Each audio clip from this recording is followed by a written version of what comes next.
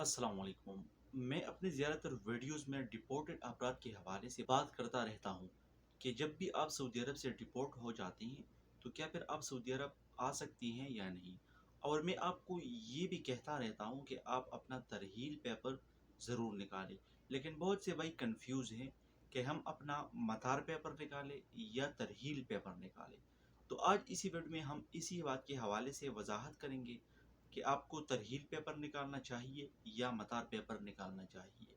तरहील paper क्या होता है या मतार पेपर क्या होता है, ये कहाँ से निकलता है और इसके ऊपर कितना खर्च आता है।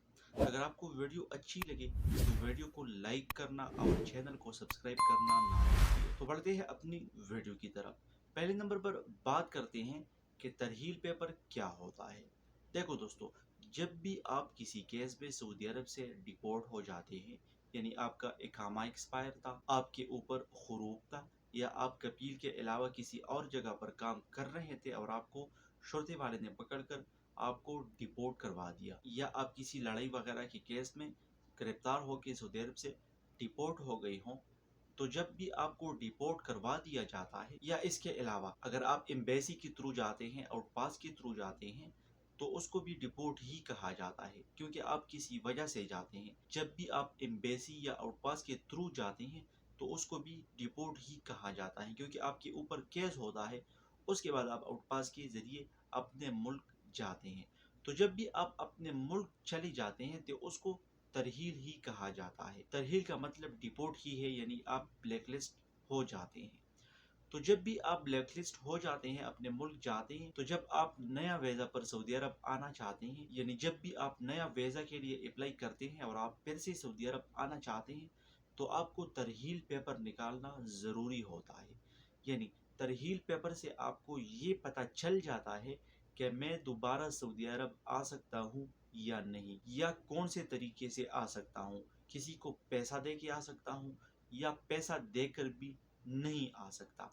तो तरहील पेपर का मेन मकसद ये होता है जिससे आपकी पाबंदी के बारे में आपको पता चल जाता है कि आपके ऊपर पाबंदी लाइफ टाइम है या कुछ वक्त के लिए पाबंदी है, आप परमानेंटली सऊदी अरब पर मैन है या कुछ मुद्दत के लिए आपके ऊपर पाबंदी है और उसके बाद आप सऊदी अरब आ सकती हैं। तो तरहील पेपर निकालना बहुत ज़रूरी है, क्योंकि इस पेपर से आपको पता चल जाता है कि आप आ सकती है या नहीं आ सकती हैं। क्योंकि बाज़ भाई ऐसे हैं जो अपना तरहील पेपर नहीं निकालते हैं और वो अपना मेडिकल करवा लेते हैं, वो अपना वीज़ा लगा लेते हैं, या किसी एजेंट को वो पैसा देकर वीज़ा लगा लेते हैं। उसके ऊपर पाबंदी होती है लेकिन उसका वीज़ा लग जाता है, लेकिन फिर भी जब सऊदी अरब एयरपोर्ट पर आते हैं तो उसको डिपोर्ट करवा दिया जाता है। तो जब भी आप अपना तरहील पेपर नहीं निकालते हैं तो आपको लाखों रुपए का नुकसान करना पड़ सकता है। तो इसलिए मैं बताता हूँ कि आप अपना तरहील पेपर ज़रूर निकालें। अब आते हैं कि मतार पेपर क्या होता है।